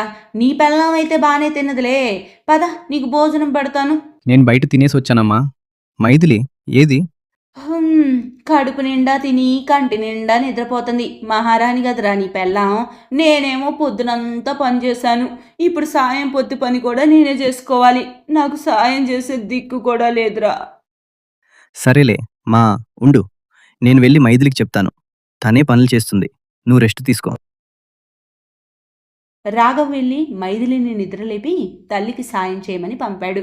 మైథిలి కూడా ఏ డిస్కషన్ పెట్టుకోకుండానే బెడ్రూమ్ నుంచి బయటకు వచ్చి చూడగా జానకమ్మ ఆమెవి తన కొడుకువి ఆరేసిన బట్టలు తీసి మడతలు వేస్తూ సర్దుతుంది. మైథిలికి విషయం అర్థమైంది. ఆమె మౌనంగా వెళ్ళి దండంపై అలాగే పడున్న తన బట్టలను తీసుకొని వచ్చింది. వాటిని మడతేసి కబ్బోర్డ్లో సర్దుకొని ఆపై ఇల్లు తుడిచి గిన్నెలు కడిగి అందరికీ సాయంత్రం టీ పెట్టించింది. ఆ తర్వాత తన గదిలోకి వెళ్ళి స్నానం పూర్తి చేసి నైటీ వేసుకొని అత్త వండిన డిన్నర్ వంటకాల్ని డైనింగ్ టేబుల్పై సర్దేందుకు వచ్చింది. అలా నైటీలో మైథిలిని చూసిన జానకమ్మ తన సన్నాయి నొక్కులు నొక్కడం మొదలుపెట్టింది. ఏమ్మా, అత్తారింట్లో నైటీ వేసుకొని అత్త ముందుకే వచ్చావు, ఇదేమైనా నీ పుట్టిల్లు అనుకుంటున్నావా? నా ఇల్లు, ఇక్కడ నైటీ గిటీలు చల్లవు, ఇక్కడ నా ఇష్టమే చెల్లుతుంది. పద్ధతిగా చీర కట్టుకో, నాకు నచ్చినట్టుగా నా ఇంట్లో ఉంటే ఉండు, లేదంటే నీ పుట్టింటికి పో. ఆ మాటలకు మైథిలికి పట్టలేని ఆవేశం వచ్చింది. మైథిలి వెంటనే తన బెడ్రూమ్లోకి వెళ్ళి తలుపు వేసుకొని గడియ పెట్టుకుంది. ఆ ఆవేశంతోనే తన తల్లికి కాల్ చేసింది. అమ్మా, నేను మన ఇంటికి వచ్చేస్తాను, ఇక్కడ ఒక్క క్షణం ఉండటం కూడా నా వల్ల కాదు, ఈమె మాటలు నేను భరించలేకపోతున్నాను. చూడు మైథిలి, ఇది నీ ఇల్లు కాదు, నీ పుట్టిల్లు మాత్రమే, అదే నీ ఇల్లు. ఇలా చిన్న చిన్న గొడవలకి అలా అనకూడదు. నా ఇల్లా? ఇది నీ ఇల్లు కాదు, నా ఇల్లు అంటుంది అత్త. పుట్టిల్లు నీది కాదు అంటుంది అమ్మ. పుట్టిల్లు నాది కాక అత్తిల్లు నాది కాక నా ఇల్లేది? ఆమె పొమ్మంటుంది, నువ్వు రావద్దంటున్నావు. బాగుంది, కనీసం ఏం జరిగిందో కూడా తెలుసుకోకుండా నాది చిన్నపాటి ఆవేశం అని డిక్లేర్ చేశావు. సరే, నా సమస్య నాదే, ఇక నీ పద్ధతిలో కాదు, నా పద్ధతిలోనే పరిష్కరించుకుంటాను. మైథిలి ఒక నిర్ణయానికి వచ్చింది. సహనమే తెలియని మైథిలి చాలా వరకు సహించింది. అన్ని వేళలా సహనమే మన సమాధానం కాకూడదని, కొన్నిటికి సమాధానం చాలా ముఖ్యమని, ఇక మీదట ఏదైనా బదులు చెప్పి తీరాలని నిర్ణయించుకుంది. రాఘవ్, మనం వచ్చి 2 రోజులు దాటింది. ఎల్లుండి హైదరాబాద్ వెళ్ళాలి. టికెట్స్ బుక్ చేసావా? లేదు మైథిలి, ఇంకో వారం రోజుల తర్వాత వెళ్తున్నావు. అదేంటి రాఘవ్, నువ్వే కదా 4 రోజుల్లో వెళ్దామన్నావు, ఇప్పుడు మళ్ళీ వారం అంటున్నావు?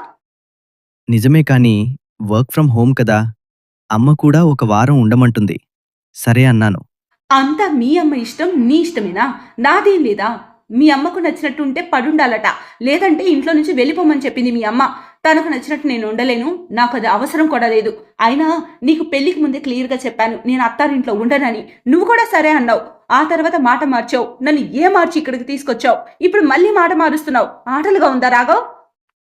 ఇనఫ్ మైథిలి, పెళ్లికి ముందు 100 చెప్తాం. పెళ్లి అయ్యాక ఆ మాటలన్నీ ఉండవు.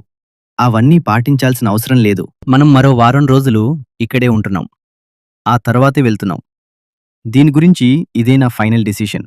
రాఘవ్ మాటలకు మైథిలికి మైండ్ బ్లాక్ అయినట్టు అనిపిస్తుంది. రాఘవ్ నుంచి ఇలాంటి మాటలు ఆమె అస్సలు ఊహించలేదు. ఇప్పుడు మైథిలికి తన తల్లి చెప్పిన మాటలు జీవిత సత్యాలని తెలుస్తున్నాయి. నిజమే, పెళ్లికి ముందు ఇష్టపడ్డ అమ్మాయి దక్కాలని 100 అబద్ధాలు చెప్పి పెళ్ళయ్యాక ఇది ఇప్పుడు ఎక్కడికి పోతుందిలే అని నిర్లక్ష్యం చేసే పురుష పుంగవులు చాలా మంది ఉన్నారు. మైథిలి అడిగిన ప్రశ్నలు కరెక్టే, కానీ నా దగ్గర వాటికి ఏ సమాధానం లేదు. నా చేతగానితనాన్ని కోపంతో కవర్ చేశాను. ఏం చేయను? అటు అమ్మకి ఇటు మైథిలికి ఇద్దరికీ ఏమీ చెప్పలేకపోతున్నా. తలపోటొస్తుంది. ఇద్దరి మధ్య ఎలా మేనేజ్ చేయాలో అర్థం కాక ముందు అర్జెంటుగా ఒక కప్పు కాఫీ తాగాలి. అప్పుడు గానీ నాకు హెడ్ఏక్ సెట్ అవ్వదు. అమ్మా అమ్మా తల్లి పెళ్ళాం ఈ ఇద్దరి మధ్యలో ఎవరికేం చెప్పాలో తెలియక భార్యపైనే అరిచేశాడు రాఘవ్. ఇప్పుడు తలపోటుతో కాఫీ కోసం తల్లిని పిలుస్తున్నాడు. రాఘవ్ పిలుపులు వినిపించిన జానకమ్మ రాఘవ్ వద్దకు వస్తుంది.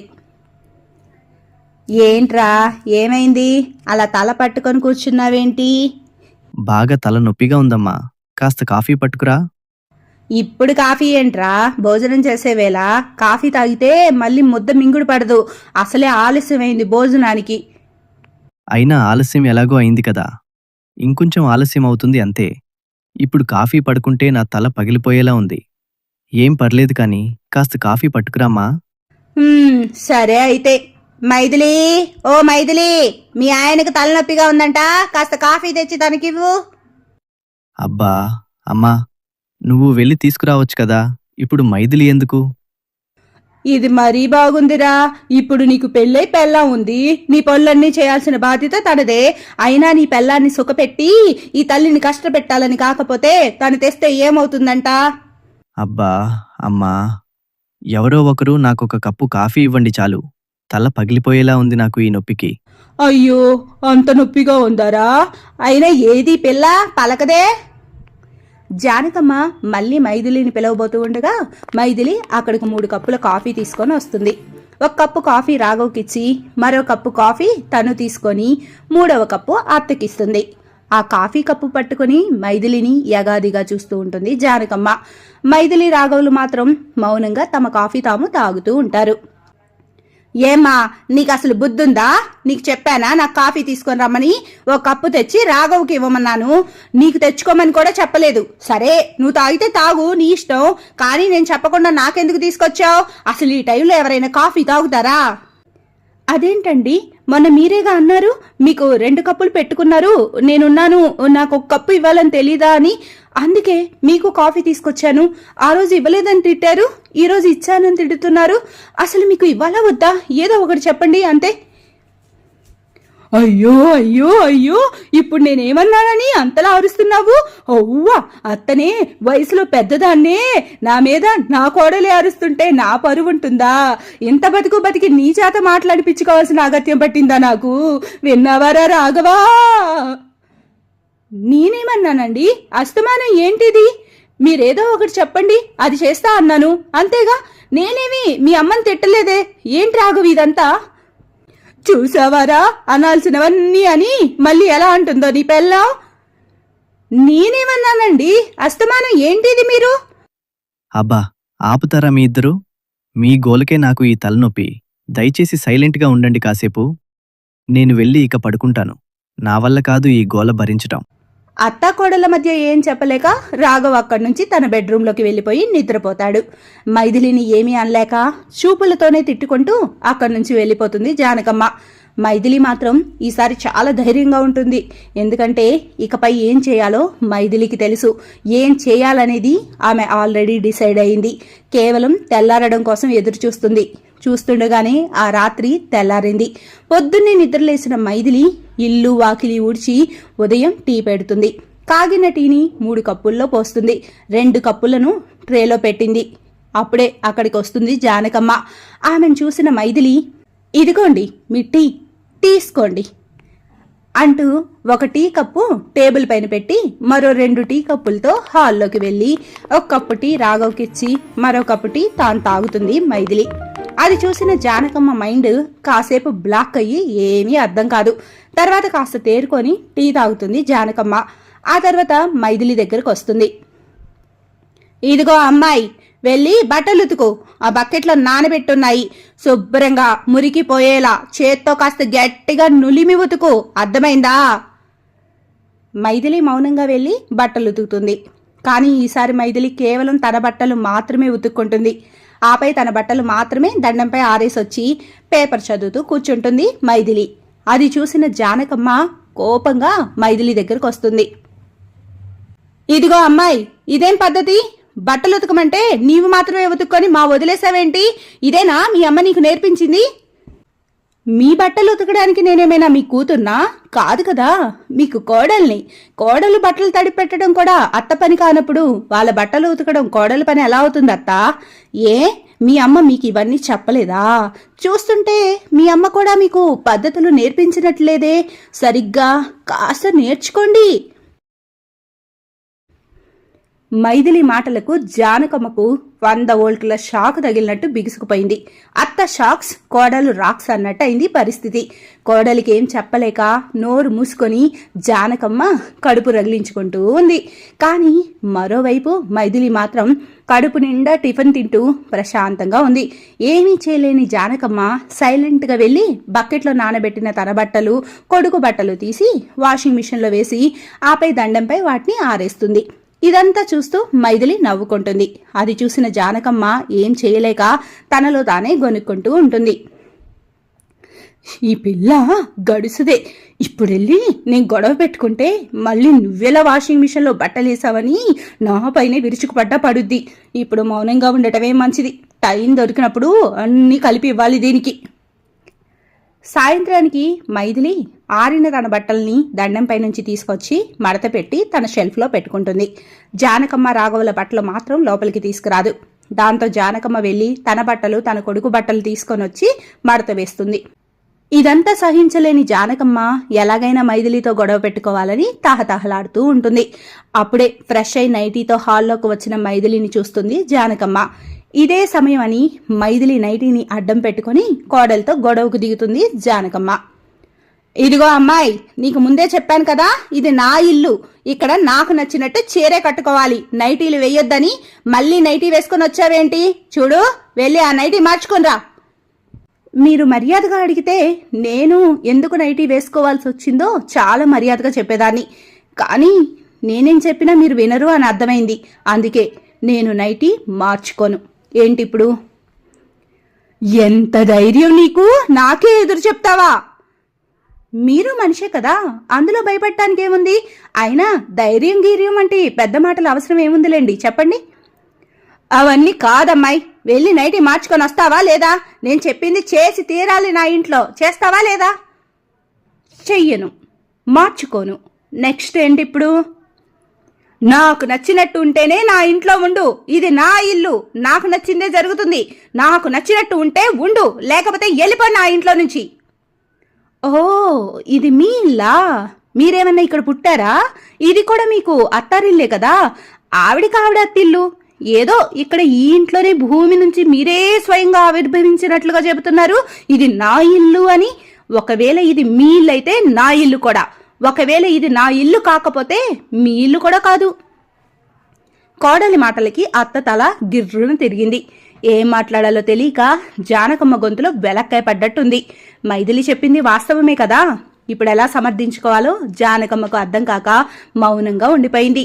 మైథిలి ప్రశాంతంగా తన పనులు తాను చేసుకుంటూ ఉంది. ఊహించని ఈ పరిణామాన్ని తట్టుకోలేని జానకమ్మ కక్కలేక మింగలేక ఇరుగు పొరుగు వాళ్లతో, తమ చుట్టాలతో మైథిలి గయ్యాలని, తనని రాచి రంపాన పెడుతుందని, పద్ధతి లేని పిల్ల తనకు కోడలుగా వచ్చిందని నానా ప్రచారం చేస్తుంది. అవన్నీ మైథిలి చెవిన పడుతున్నా ఆమె మనసు కాస్త చివుక్కుమంటున్నా మైథిలి మాత్రం తన పని తాను చేసుకుంటూ అవసరమైన విషయాల్లో మాత్రం అత్తకి గట్టిగా సమాధానమిస్తూ ఉంటుంది. ఇదంతా తట్టుకోలేకపోతున్న జానకమ్మ లోపలే రగిలిపోతూ తన కొడుకు దగ్గర మళ్లీ దొంగ ఏడుపులు మొదలు పెడుతూ కోడలిపై ఎక్కేసే ప్రయత్నం చేస్తుంది. ఒరేయ్ రాఘవా, నువ్వు ఒక్కగానొక్క కొడుకువి నాకు. మీ నాన్న లేకపోయినా ఎవరు లేకపోయినా నేను కష్టపడి నిన్ను పెంచాను.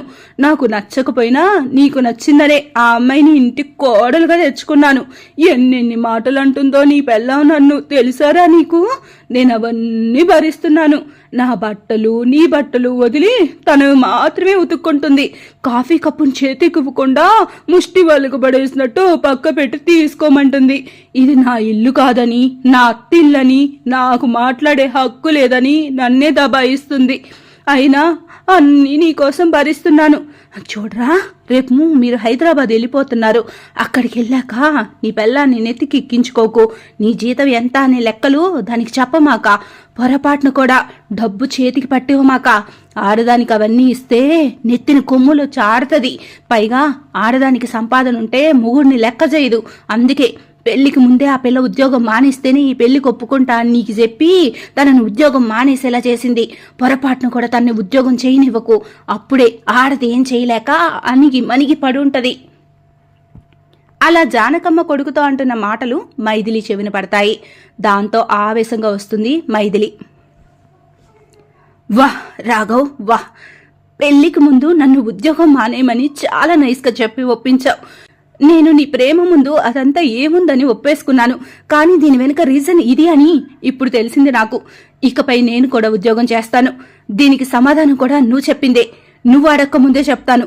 పెళ్లికి ముందు మాటలు పెళ్ళయ్యాక ఉండవు. పెళ్లికి ముందు 100 చెబుతాం. అవన్నీ పాటించక్కర్లేదు. నీ డైలాగే రాఘవ్, ఇదే నీకు సమాధానం. మైథిలి మాటలకు రాఘవ్ ఏం మాట్లాడలేకపోతాడు. కానీ జానకమ్మ ఆవేశంగా అరవబోతూ ఉండగా మైథిలి వెంటనే ఆపేస్తుంది. మీరు కష్టపడి మాట్లాడాల్సిన అవసరం లేదు. సమాధానం అడగకుండా నేనే ఇస్తాను. ఏంటి, మీ బట్టలు వదిలి నావి మాత్రమే ఉతికానా? టీ ముష్టి వాళ్ళకి ఇచ్చినట్టు పక్కన పెట్టానా? నీ ఇల్లు కాదని వాదించానా? ఇవన్నీ తప్పులా? సరే, అవి తప్పులే. మరి ముందు ఇవన్నీ చేసిన మీది తప్పు కాదా? నా దాకా వచ్చేటప్పటికి తప్పు కనిపిస్తుందా? మీరు చేసింది తప్పు కాకపోతే నేను చేసింది తప్పు కాదు. నేను చేసింది తప్పైతే మీరు చేసింది తప్పే. నువ్వు నేర్పిన విద్యనే నీరజాక్షి అనేది మర్చిపోయినట్టున్నారు. ఏ తల్లైనా బిడ్డలు తప్పు చేస్తూ ఉంటే సర్ది చెప్పి వారిని దగ్గర చేయాలి. కానీ మీరు లేని దూరాన్ని పెంచుతూ మాట్లాడుతున్నారే, అది ఎంతవరకు సబబు? మీరే ఆలోచించుకోండి. ఇంతకు మించి ఎక్కువ మీతో పనికిమాలిన వాదన చేయాలని కూడా నేను అనుకోవడం లేదు. తాను చెప్పాల్సింది చెప్పి మైథిలి తన గదిలోకి వెళ్ళిపోతుంది. ఏం మాట్లాడాలో అర్థం కాక రాఘవ్ కూడా తన గదిలోకి వెళ్ళిపోతాడు. జానకమ్మ కూడా మౌనంగా వెళ్లి నిద్రపోతుంది. తెల్లారుతూనే రాఘవ్ మైథిలి ప్రయాణమే హైదరాబాద్కు బయలుదేరతారు. జానకమ్మ మాత్రం కొడుకుకు వీడ్కోలు పలుకుతూ కోడల్ని ఏమాత్రం పట్టించుకోదు. మైథిలి కూడా మౌనంగా అక్కడి నుంచి బయలుదేరుతుంది. రాఘవ్ మైథిలీలు హైదరాబాద్ చేరుకుంటారు. కొత్త ఇల్లు, కొత్త సంసారం, అత్తారింట్లో జరిగిన పాత గొడవలు, ఈ జరిగినవన్నీ మర్చిపోమని రాఘవ్ మైథిలిని క్షమాపణ కోరుతాడు. మైథిలి, జరిగినవన్నీ మర్చిపో. పెళ్ళైన కొత్తలో ఇవన్నీ మామూలే. పెద్దవాళ్ళు విషయాల్లో అత్యంత సహజం. నువ్వు చెప్పింది కరెక్టే. నీ ప్రశ్నలకు సమాధానం లేకనే నేను నీపై అరిచాను. అది నా తప్పే. అక్కడ జరిగిందంతా బ్రెయిన్లో పెట్టుకుని ఇక్కడుంటే మనం ఇంకా ఎక్కువ ప్రాబ్లంలో పడతాం. ప్లీజ్. నేను ఏది బ్రెయిన్లో పెట్టుకుని ఫార్వర్డ్ అవ్వను రాఘవ్.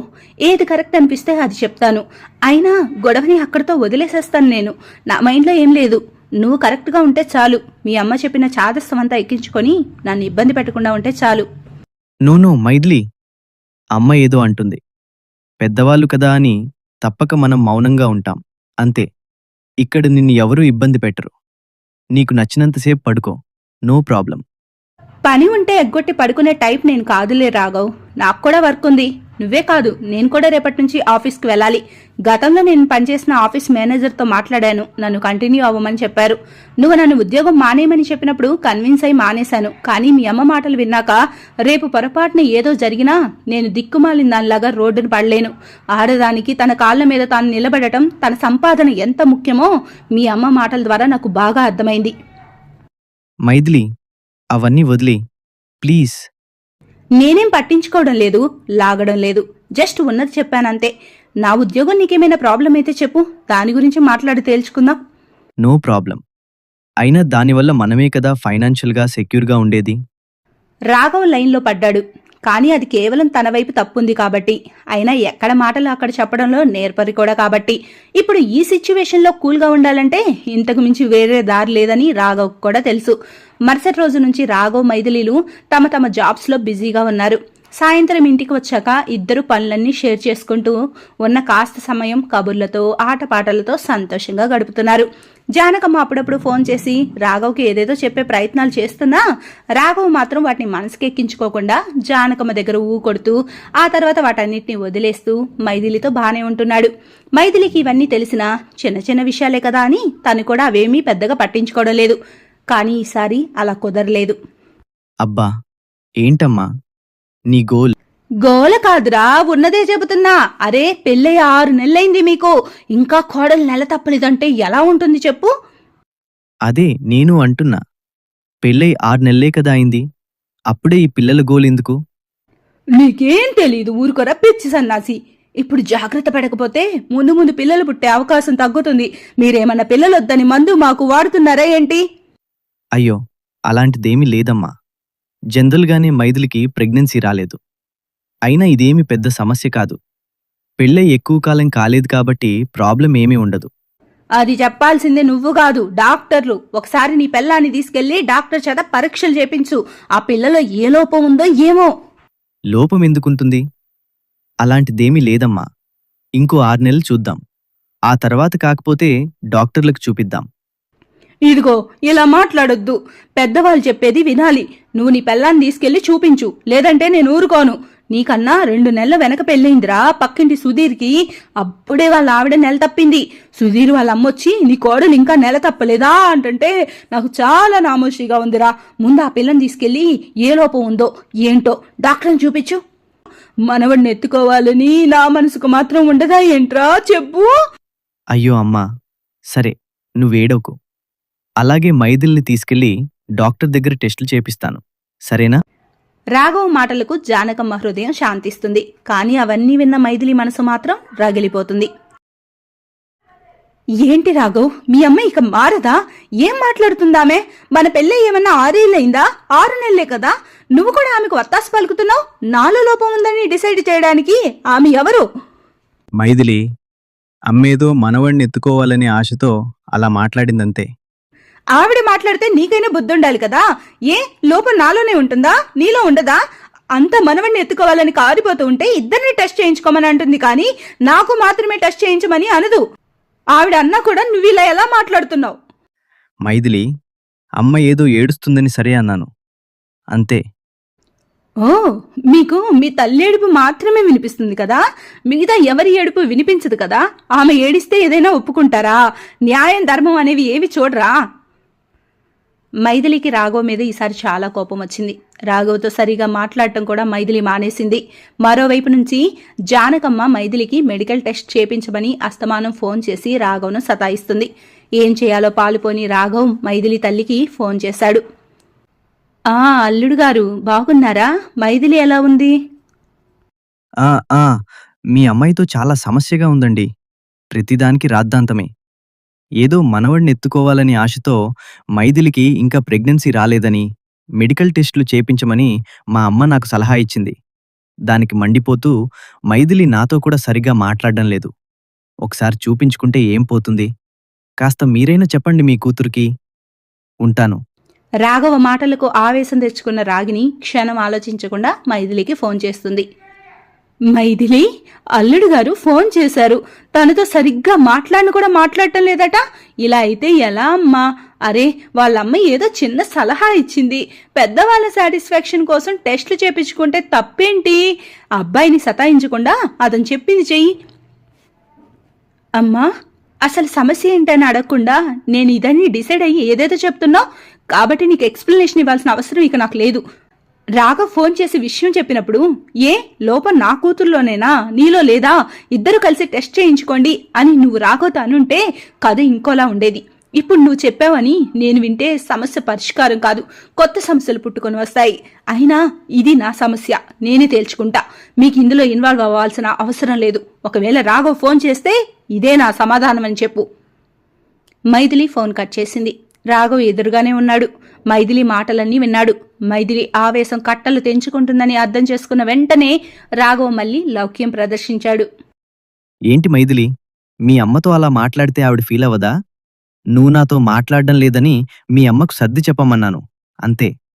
కానీ ఆవిడలా కటువుగా మాట్లాడుతుందని నేననుకోలేదు. చూడు మైథిలి, నువ్వు చెప్పింది కరెక్టే. మన సమస్యను మనమే పరిష్కరించుకోవాలి. మధ్యలో మూడో వాళ్ళని ఇన్వాల్వ్ చేయకూడదు. అలా కోపంగా చూడకు మైథిలి, ప్లీజ్. సారీ, ఇంకెప్పుడిలా అవ్వదు, ప్లీజ్. ఏదో తిప్పలు పడి మళ్లీ మైథిలిని కన్విన్స్ చేశాడు రాఘవ్. గొడవ పెంచుకుంటూ పోతే సమస్య పరిష్కారం కాదని ప్రాక్టికల్గా ఆలోచించి మైథిలి కూడా కన్విన్స్ అయింది. మళ్లీ వాళ్ళ రొటీన్ లైఫ్లో బిజీ అయ్యారు రాఘవ్, మైథిలీలు. అలా కొద్ది రోజులు గడిచాయి. ఒకరోజు మైథిలి కళ్ళు తిరిగి పడిపోవడంతో డాక్టర్ దగ్గరికి తీసుకెళ్లాడు రాఘవ్. కంగ్రాచులేషన్స్, మీరు తండ్రి కాబోతున్నారు. కాకపోతే ఆవిడ చాలా నీరసంగా ఉన్నారు. తనకి బెడ్ రెస్ట్ చాలా అవసరం. కఠినమైన ఫిజికల్ వర్క్ అవి లేకుండా జాగ్రత్తగా ఒక మనిషి ఉండి చూసుకుంటే మంచిది. డాక్టర్ చెప్పిన మాటలతో తండ్రి అవుతున్నాననే ఆనందం రాఘవ్ను నిలవనివ్వలేదు. కానీ మైథిలికి బెడ్ రెస్ట్ చెప్పడంతో రాఘవ్ కాస్త టెన్షన్ పడ్డాడు. మైథిలి తన ఆరోగ్య దృష్ట్యా తన పనిని వర్క్ ఫ్రం హోమ్గా మార్చుకుంది. తనకు సాయంగా ఉంటుందని తన తల్లిని పిలిపించుకోవాలని మైథిలి అనుకుంది. కానీ ఈలోపే రాఘవ్ అతని తల్లి జానకమ్మను పిలిపించాలని నిర్ణయించుకున్నాడు. ఏంటి రాఘవ్, కనీసం నాకు ముందు ఒక మాట అయినా చెప్పాలనిపించలేదా? అయినా మీ అమ్మకి నాకు ఒక క్షణం పడదు. ఆవిడతో నేను ఎలా ప్రశాంతంగా ఉండగలను? అయ్యో, ఇప్పుడు అలాంటివేమీ ఉండవు మైథిలి. అప్పుడు వేరు, ఇప్పుడు వేరు. నీకోసం కాకపోయినా నీ కడుపులో ఉన్న తన మనవడి కోసమైనా మా అమ్మ చచ్చినట్టు నిన్ను బాగా చూసుకుంటుంది. మనవడిపై అంత ఇష్టం తనకి. మనవడు అని నువ్వెలా డిసైడ్ అవుతావు? ఒకవేళ మనవరాలైతే ఆమెకు ప్రేమ ఉండదా? అయ్యో, ఏదో మాట వరుసకు అలా అన్నాను మైథిలి, అంతే. సరే, నీ కడుపులో ఉన్న మన బిడ్డ కోసం అమ్మ నిన్ను బాగా చూసుకుంటుంది, సరేనా? ఏది చెప్పడానికి మైథిలి దగ్గర ఏమీ లేదు. ఎందుకంటే ఆల్రెడీ జానకమ్మ వచ్చేస్తుంది. ఇప్పుడు ఇక ఏం మాట్లాడినా రాద్ధాంతం తప్ప ఒరిగేదేమీ లేదని మైథిలికి తెలుసు. అందుకే తను సైలెంట్గా ఉండిపోయింది. జానకమ్మ రాఘవ్ ఇంటికి చేరుకుంది. వారసుడు రాబోతున్నాడనే సంతోషం జానకమ్మలో ఉన్నా ఆమె లోపల అహం అలాగే ఉంది. మైథిలితో కొడుకు ఉన్నప్పుడు కాస్త బాగానే ఉంటున్నా కొడుకు లేనప్పుడు మాత్రం కోడలి వద్ద నోటి దురద చూపిస్తూనే ఉంది జానకమ్మ. ఇదిగో అమ్మాయి, అస్తమానం అలా బెడ్ పైన పడుకొని ఉండకపోతే కాస్త అటు ఇటు తిరుగుతూ చిన్న చితక పనులు చేయరాదు, ఆరోగ్యంగా ఉంటుంది. డాక్టర్స్ నాకు బెడ్ రెస్ట్ చెప్పారండి. ఎక్కువ ఫిజికల్లీ స్ట్రెయిన్ అవ్వద్దన్నారు. నా కేసులో హెల్త్ కండిషన్ సెన్సిటివ్గా ఉందని చెప్పారు. ఏదైనా ఇబ్బంది అయితే మళ్ళీ అబార్షన్ అయ్యే అవకాశాలు ఎక్కువగా ఉంటాయి. అందుకే కేర్గా ఉండమని చెప్పారు డాక్టర్స్.